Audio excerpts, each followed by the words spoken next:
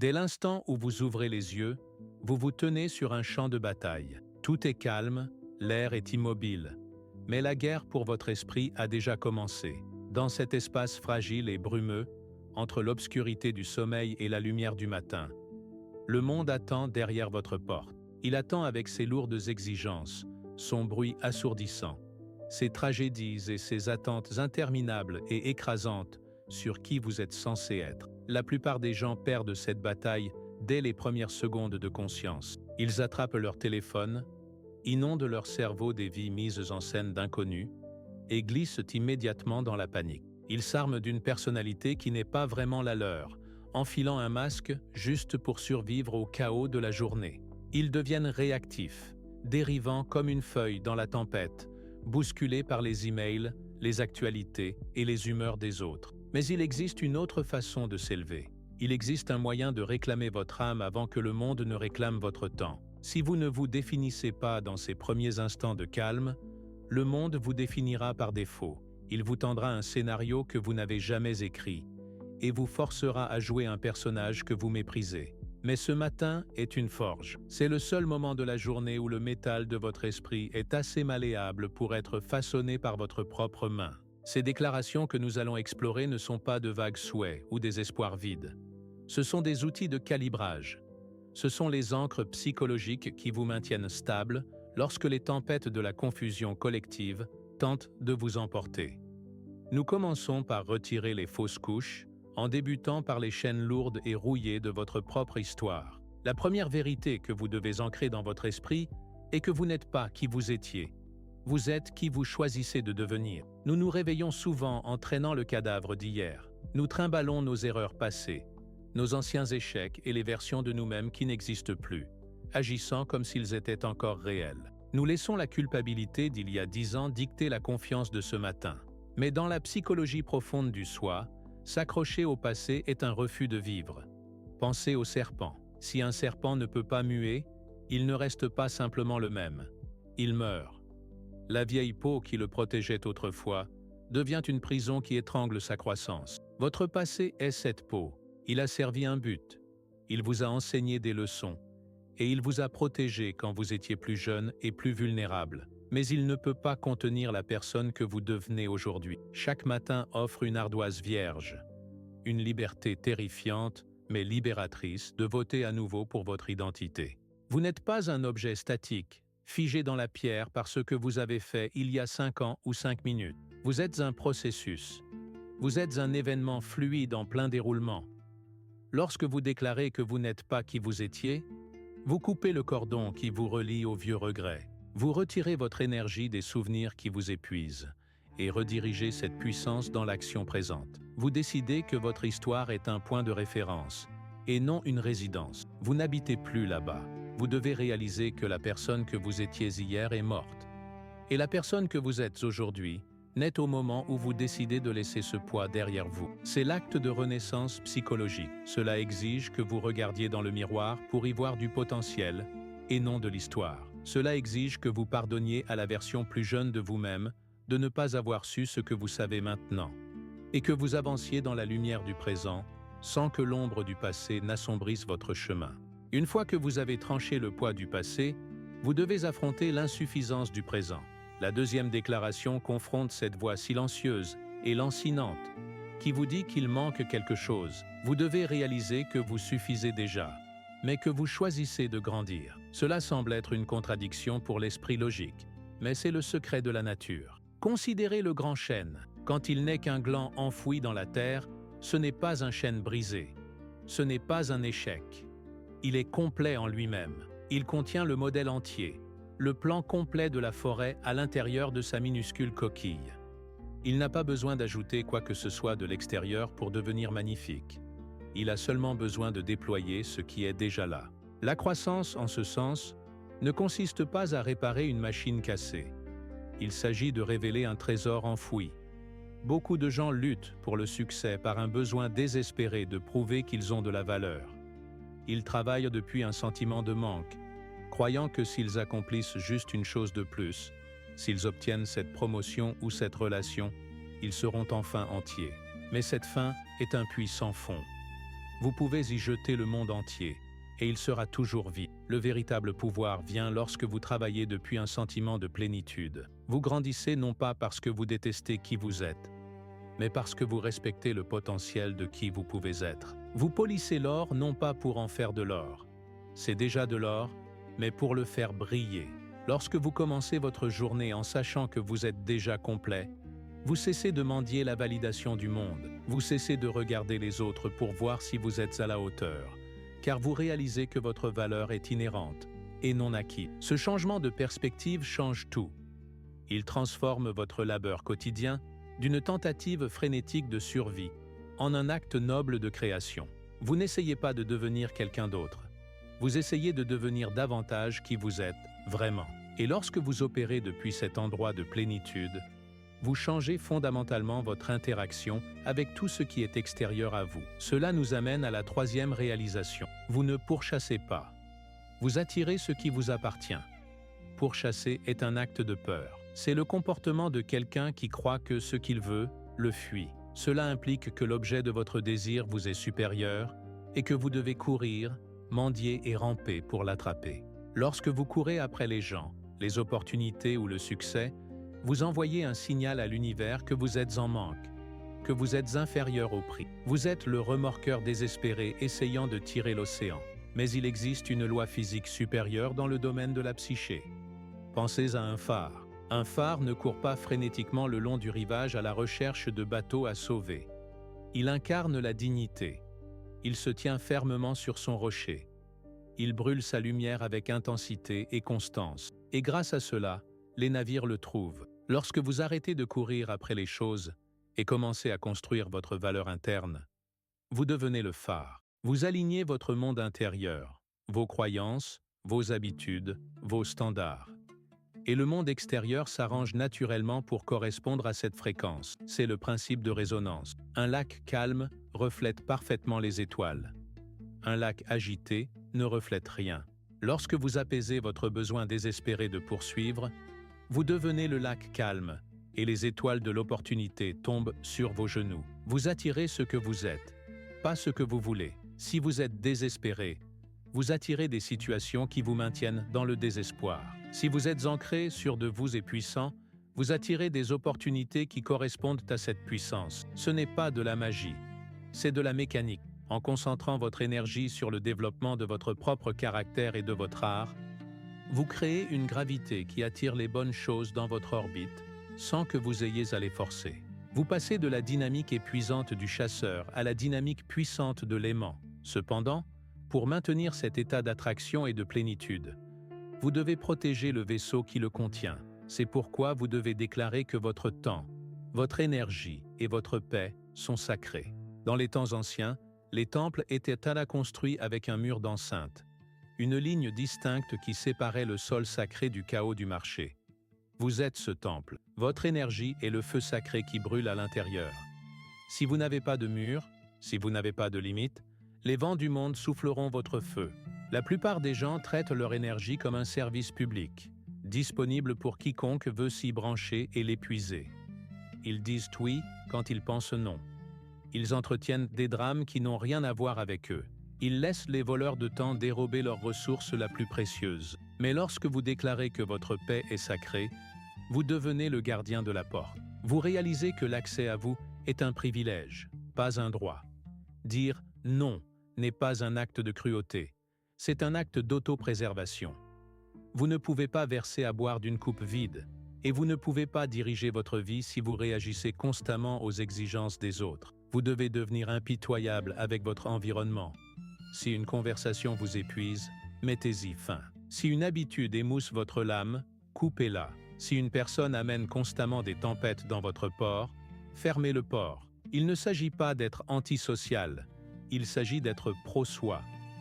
Il s'agit de comprendre que votre contribution au monde dépend de la qualité de votre état interne. Si vous êtes épuisé, plein de ressentiments et dispersé, vous n'êtes utile à personne. Mais si vous êtes reposé, centré et clair, votre présence seule devient un cadeau.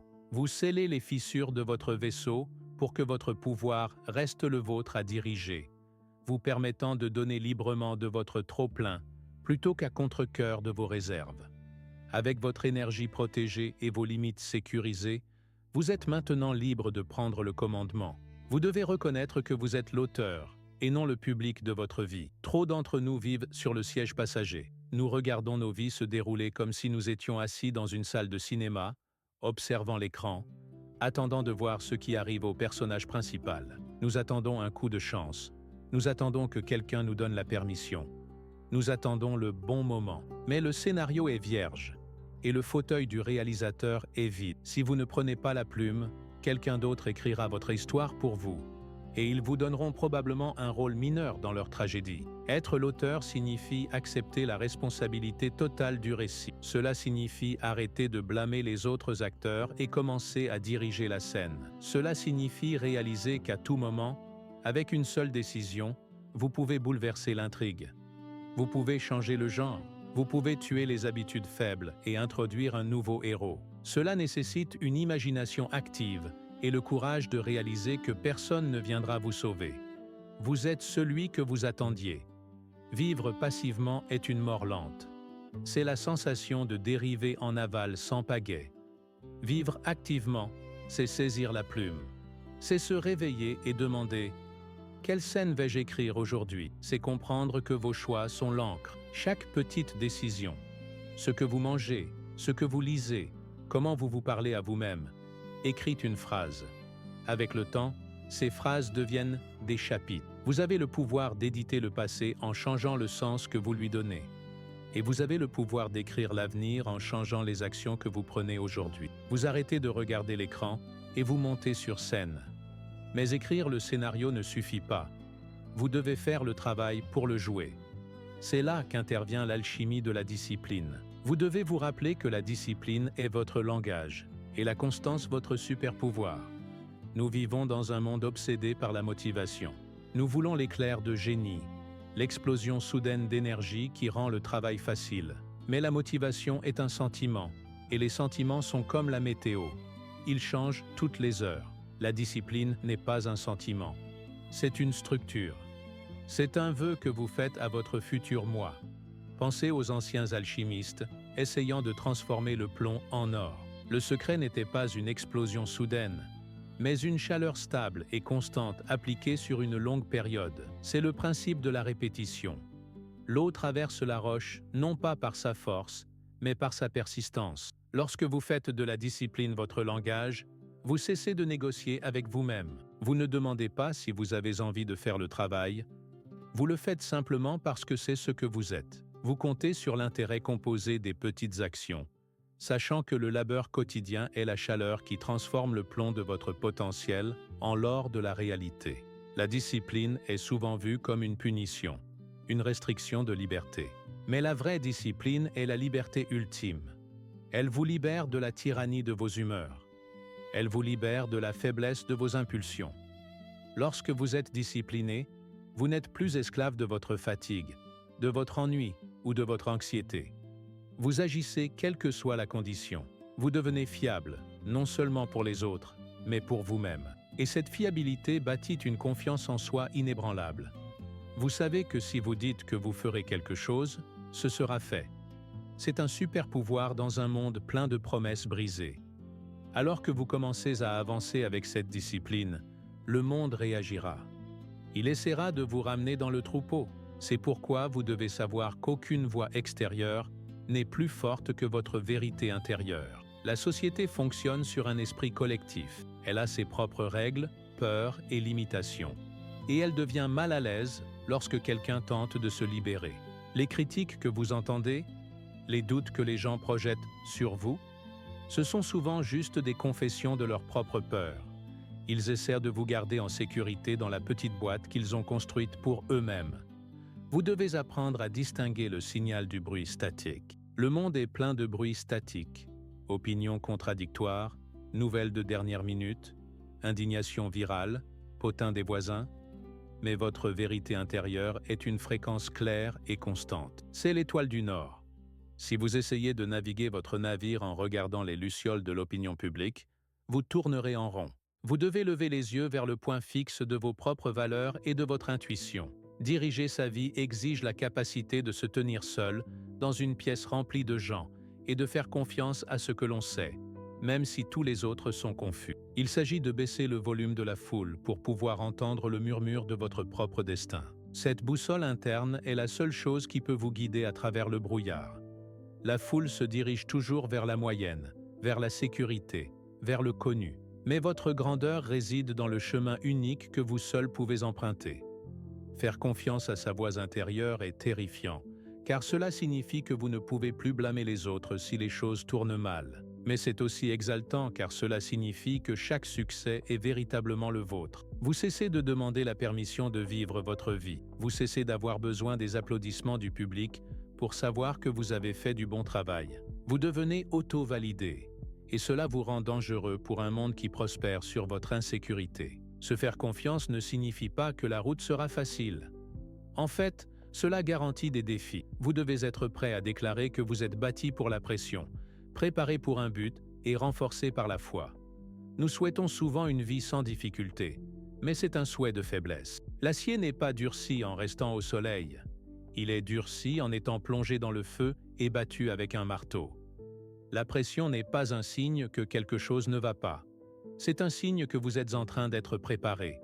La friction que vous ressentez, le poids sur vos épaules, est la résistance requise pour construire du muscle spirituel. Si vous croyez que vous êtes fragile, chaque revers vous brisera.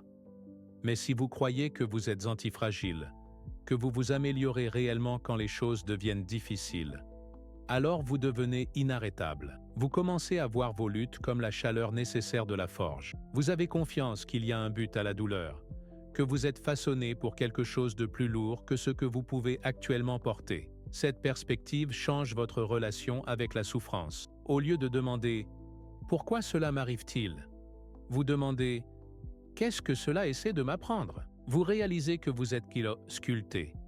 Et sculpter est un processus destructeur, mais il révèle la statue à l'intérieur de la pierre. Cette foi vous permet de traverser le feu sans être consumé, sachant que la seule chose qui brûle est l'impureté de votre ego, laissant derrière elle le diamant de votre caractère. Vous arrêtez de prier pour des charges plus légères et commencez à prier pour avoir le dos plus solide. Vous comprenez que la pression est un privilège, car cela signifie que la vie vous juge digne de l'épreuve.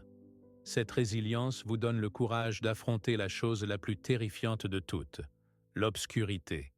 Vous devez déclarer que vous ne craignez pas l'inconnu. Vous possédez l'inconnu. L'esprit humain a soif de certitude. Nous voulons la carte, la garantie, le guide étape par étape. Nous voulons savoir exactement comment cela finira avant même de commencer. Mais la carte ne montre que là où d'autres sont déjà allés. Votre véritable chemin, celui qui mène à votre grandeur individuelle, se trouve hors de la carte. Il est dans la forêt sombre où il n'y a pas de sentier. L'inconnu est la source de tout potentiel. C'est la grotte dans laquelle vous avez peur d'entrer. Mais comme le disent les vieux mythes, la grotte dans laquelle vous avez peur d'entrer contient le trésor que vous cherchez.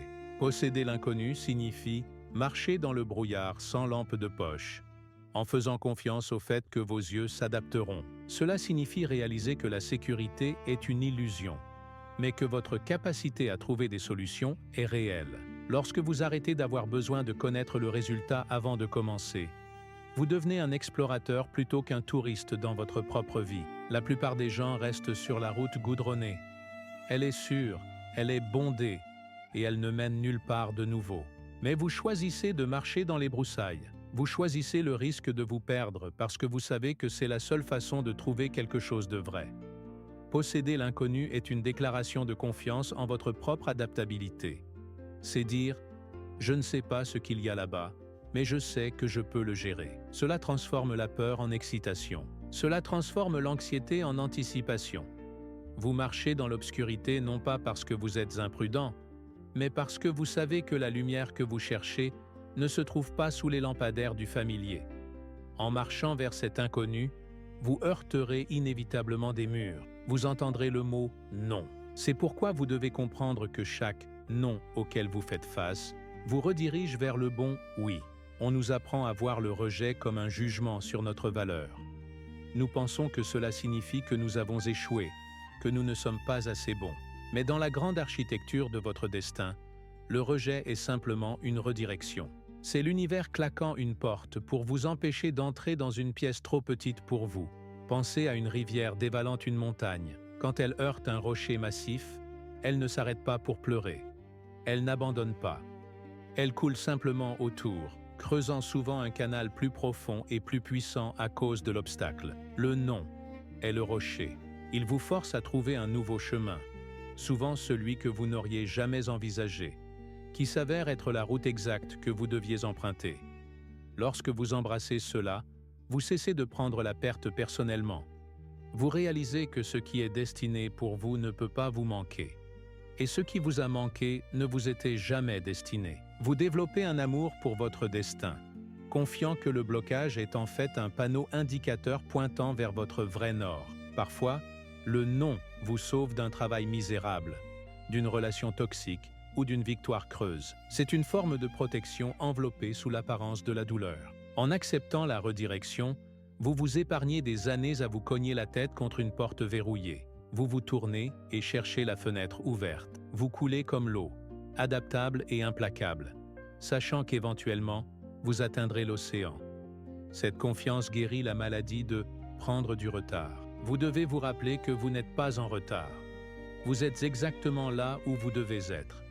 Nous vivons dans un monde d'horloges et de calendrier, obsédés par la vitesse. Nous comparons notre chapitre 3 au chapitre 20 de quelqu'un d'autre. Nous paniquons parce que nous n'avons pas accompli ce que le collectif dit que nous devrions avoir fait à un certain âge. Mais l'âme ne fonctionne pas sur le temps linéaire. Elle fonctionne sur le temps divin. La nature ne se précipite pas.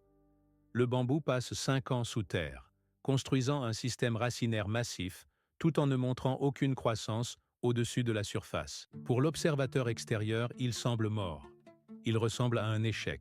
Mais la 5e année, il pousse de 30 mètres en 6 semaines. S'il n'avait pas passé ces 5 années à construire ses racines, la croissance rapide l'aurait détruit.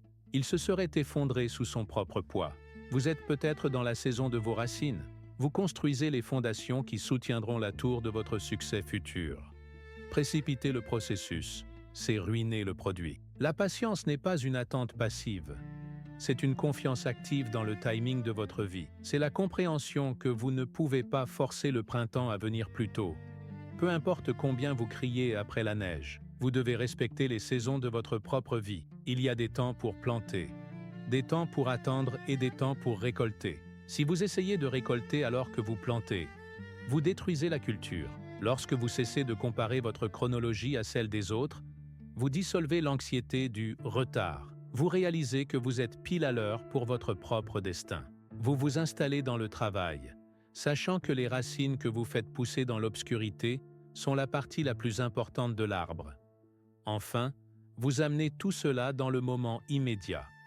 Vous vous levez aujourd'hui pour marcher comme la personne que vous avez prié de devenir. C'est le pont entre le rêve et la réalité. Beaucoup de gens attendent de se sentir confiants pour agir avec confiance. Ils attendent d'avoir du succès pour agir comme s'ils avaient eu du succès. Mais c'est prendre les choses à l'envers. Le sentiment suit l'action.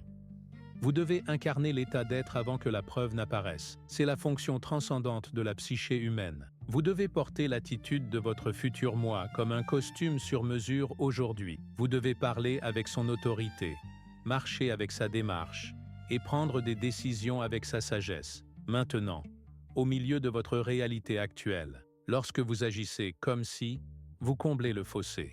Vous effondrez la ligne du temps.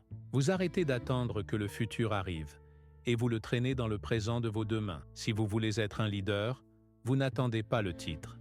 Vous vous dirigez vous-même aujourd'hui. Si vous voulez être paisible, vous n'attendez pas que le chaos cesse. Vous pratiquez la paix au milieu du bruit.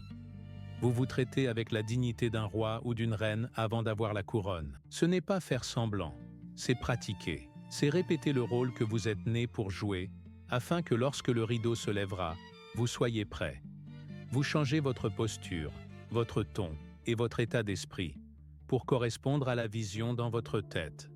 Et finalement, le monde n'a pas d'autre choix que de vous offrir le trône parce que vous êtes déjà assis dessus. Alors, en sortant de ce rituel matinal, souvenez-vous que la page blanche a été remplie. Vous avez calibré votre boussole. Vous avez aiguisé votre épée. Vous vous êtes rappelé que vous êtes l'auteur, le phare et le chêne. Le bruit du monde sera toujours là. Les exigences seront toujours bruyantes et l'inattendu arrivera toujours. Mais vous n'êtes plus une feuille soufflée par le vent. Vous êtes le vent. Vous êtes l'architecte de votre propre expérience. Ne vous contentez pas d'écouter ces mots. Devenez-les. Laissez-les s'imprégner dans vos os jusqu'à ce qu'ils soient indiscernables de vos propres pensées. La bataille du matin a été gagnée. Vous vous êtes défini avant que le monde ne le puisse. Maintenant, la porte est ouverte. La journée attend. Entrez-y non pas comme une collection fragmentée d'inquiétudes, mais comme une force unifiée et puissante. Le travail commence maintenant.